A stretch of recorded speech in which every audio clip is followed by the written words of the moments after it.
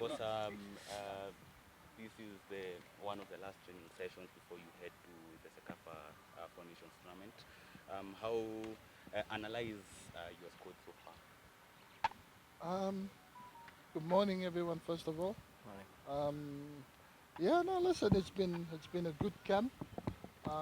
Yesterday was a very tough day for me because I had to do something that I hate doing, and that's to disappoint players because you have to trim the squad down. So I had to let some players that I thought trained really well, worked well, but unfortunately, you have a number that you have to reach, and the squad has to be that number. And unfortunately, yeah, I had to disappoint some players, but so yeah, so it's never a nice thing, you know. So I had to be the bad cop yesterday.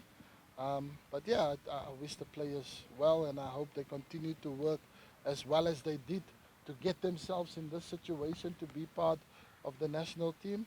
But now it's just to go back to their clubs and work even harder to get themselves back to here because they have the quality. So yeah, so um, other than the bad news yesterday, everything was good. The players they looked really fit and healthy, and even though after this a long season and they had 1 week break, but they came back with good good physical abilities, and yeah, and you see, you know, slowly but surely, I think we're getting to our goal, and by the time Chan comes, I think the squad will be ready, and they'll be they'll be fighting to make Kenyans proud of them for representing them in the Chan, and yeah, that's basically it. Of course, there are some players that weren't part of the original squad that were added, likes of Marvin Abuire, the likes of Bano Mondi. What was the thinking behind opting to call them up late? Yeah, because obviously when you see players' quality, like I said, you have a number of matches that you watch, and you make a decision on players, and then when we had the opportunity yesterday to play a friendly match against a combination of players playing in the league and players playing coming from outside, international players. Um, there was a few players who really impressed, and I felt that their qualities could probably be better used in the squad, even though you haven't integrated them earlier. But like I said, it's never too late if players impress when they play against you, and you feel that they could be a better option than what you already have. Then you make that decision because at the end of the day, it's only going to benefit the national team. It's only going to benefit Kenya. So when we have the best players at our disposal for the national team, what better way to do that? And yeah, and I just felt myself and the technical team that these were players that we can integrate and put in the squad to help us on our goals and to when Chan begins. Coach, should we expect more changes before the Chan competitions? Um, like we open doors. Like I said, the squad has to be finalized by the 23rd of July, so we have a couple more days to work on our craft and see who's where, and anything might happen. Physically, players might break down, and you have an injury or two, and then you need to bring in other players. But I hope I hope not. I hope that the team stays healthy, fit and healthy, and then there's no such thing. But it's a really good group. But if there is top players available and coming through, then yeah, we would be open about integrating them with the team and seeing if they can add more quality. We've already lost Emmanuel Osoro, you know, who was a very key figure to the team, but he signed a contract with the foreign club. So yeah, so which the rules of CAF means that he's not eligible to play in the Chan, which is a shame to us because he's a player that did exceptionally well. And when we were out in Morocco, he was one of the outstanding performance. And then you get to lose a player just before the Chan starts. So yeah, and also Shuma, also another player that we also lost that was also with the squad and that was in my provisional squad as well. So when you lose two quality players of that stature weeks before the CHAN, it's difficult. So you come in with an open mind that, okay, when there is good players out there that performs and impress, then and they can help the team in the CHAN, then we are open to including. Coach, there are a few players who you are getting maybe the first opportunity to work with who impressed in the league, like Matthias Isobol and Edward Omondi. Maybe how impressive have you been with them so far? That is my first and the last one. Bajaber is seemingly training alone. Maybe what's the reason behind that? Listen, I've been impressed by every player. There's no, um, I'm, I'm a very open coach. I have a relationship with everybody. There's no special treatments for anyone. I treat everyone the same. Um, if they work hard, they bring what I expect them to bring to the team. Then we have a good relationship, you know. So, but yeah, everyone has impressed me a lot. But unfortunately, you have to make a very difficult decision into letting players go because you have a criteria and a number of players that you have to have in the squad, and unfortunately you can't keep everyone. So I had to disappoint some players, but yeah, I've been very impressed by most players in the training session. Um, and these are players for the future. You know, they will always now be part and parcel of the national team for in future, whether it's maybe not now in CHAN, but World Cup qualifiers that's coming up, and that they might be included there if they continue to work hard and good. And obviously, Bajaba got injured before we went to Morocco when we went international friendlies, so he came back, but he has he's trained, but my decision is a good player, is a young player that broke through the system and quickly developed himself into a powerhouse. You know, he's a player that's not going to play in the Kenyan league for a long time, for long, because international clubs are already looking at him, and that's largely to his bravery and his tenacity that he has as a player because he wants better for himself. So he's improved. So yes, if you have those kind of players, you give them every opportunity to be available for the squad because you can't afford to lose players like that. So it would be silly of me to let him train every day and before chance starts and then you lose the player through small niggles and that. So we give him every possibility. So he has a strict program with the fitness coach and the physio that he works on. He starts with a team, but then the minute the training gets more intense and physical and people start kicking each other, then you just take him out so you safeguard him. By the time we get closer to CHAN, you have one of your best players available and ready to play for you, so for the country. And that's what we need. So that's why I'm managing him in a different way that we want him ready for CHAN. So that is the reason why he's not doing full training sessions with the team yet. Coach, two questions here. First of all, one of the strikers, Ryan Ogam, before the just concluded season, he was a CDM and he was managed to convert it into a striker.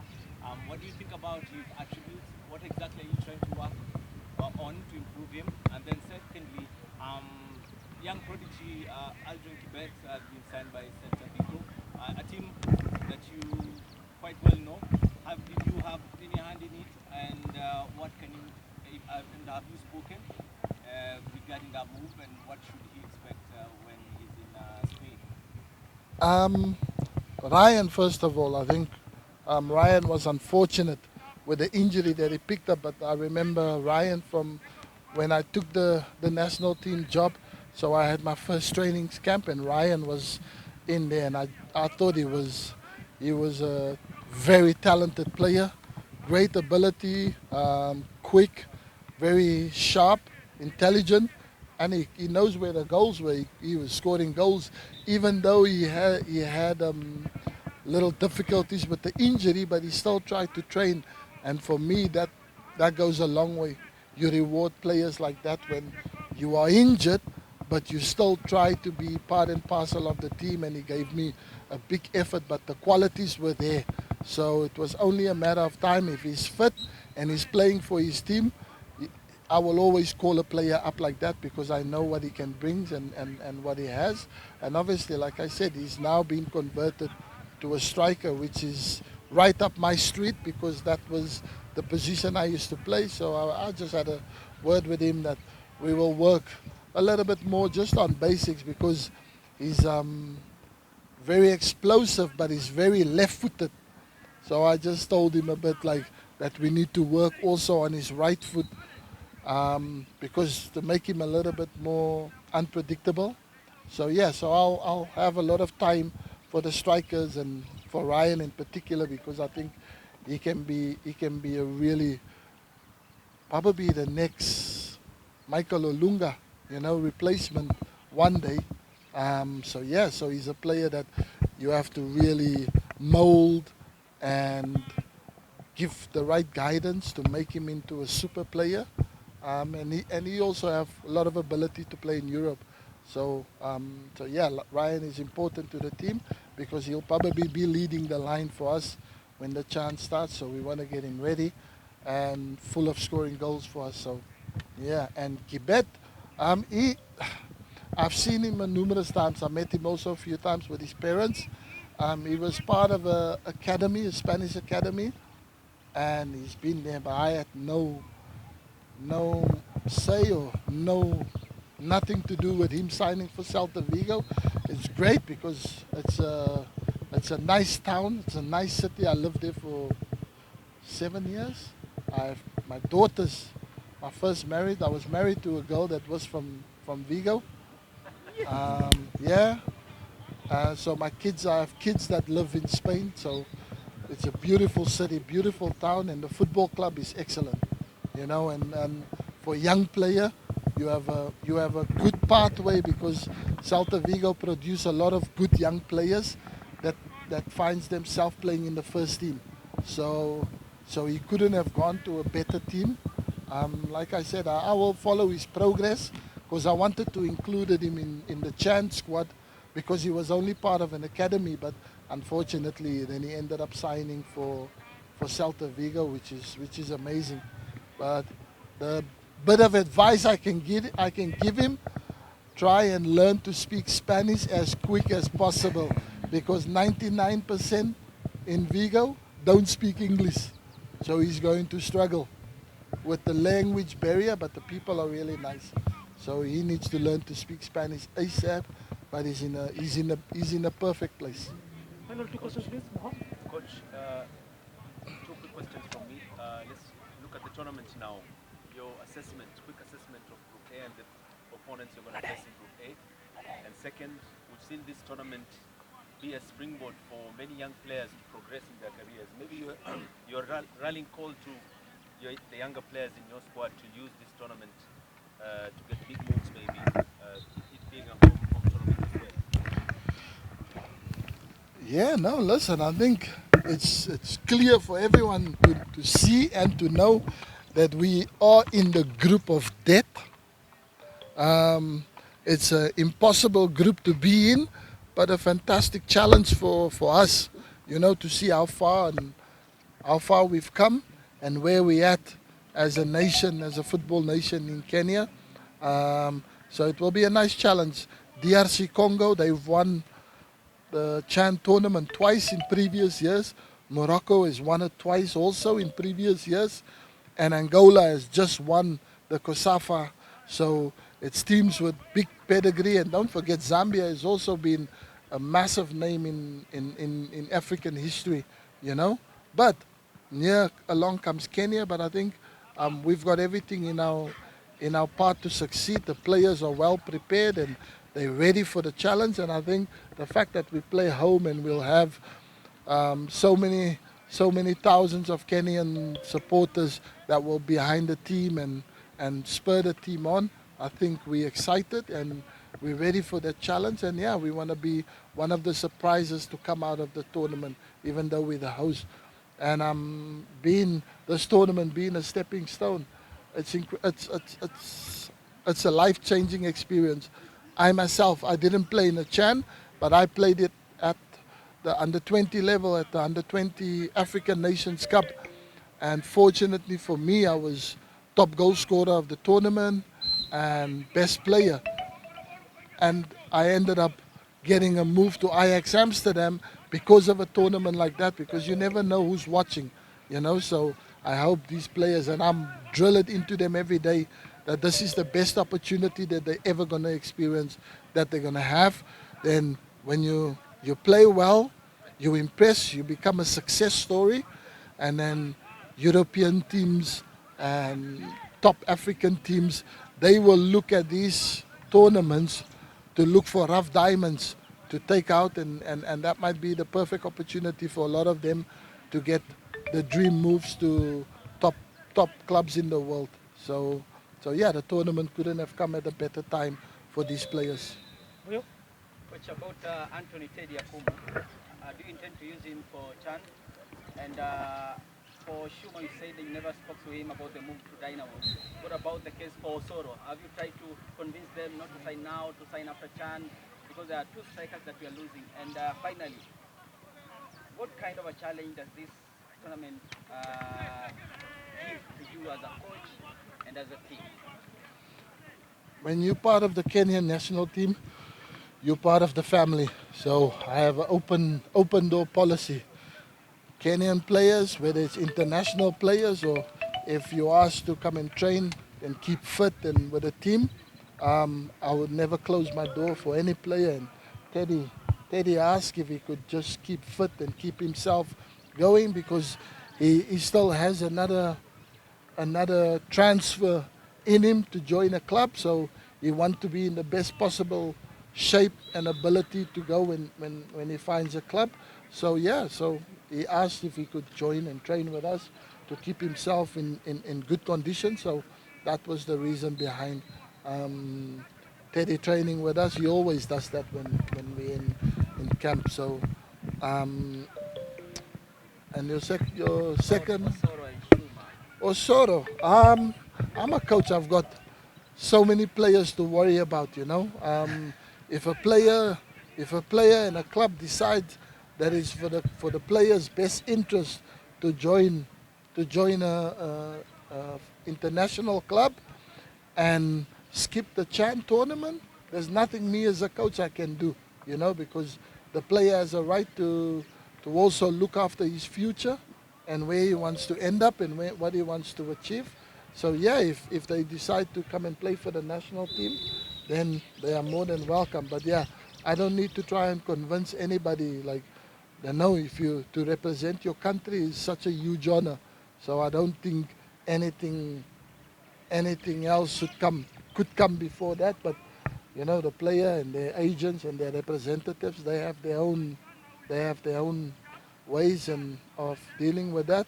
Like I said, they were part of the squad, and unfortunately they got moves to foreign clubs. So yeah, so all I can say is I wish them all the very best, and and good luck in their new challenge wherever they're going. And we will continue to soldier on and do the best preparation that we can. So when Chan starts, and they will, what we do in Chan, will probably let them achieve the decisions that they made. Was it right or not for them? But that's down to them, nothing for me. So yeah, we move on with the players that we have here, and that's it. What exactly should we expect from you? What should Kenyans expect from you in terms of football? How should they expect Harambee Stars to play? You'll find out on the first opening game here at Kasarani. Then you'll see, okay, we have a nice surprise. I think the players they're up for the challenge. I think the nerves, slowly but surely, it's slowly fading, and they're getting accustomed, they're getting used to what's expected from them and what's going to be expected when the curtains opens and we play our first match. But yeah, the team will be ready, and they will give the country something to cheer for and something to be proud of.